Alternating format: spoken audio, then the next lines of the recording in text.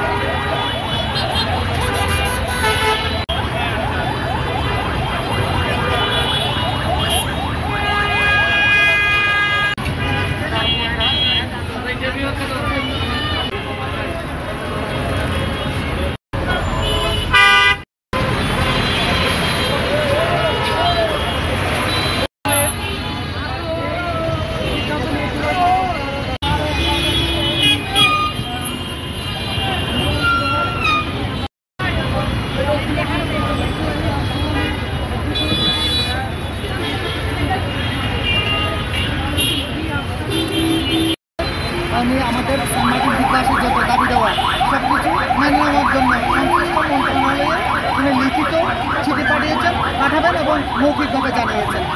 তো আমরা এডিএম মহোদয়ের আশ্বস্ত হয়ে আমরা সংবাদ স্থগিত করেছি।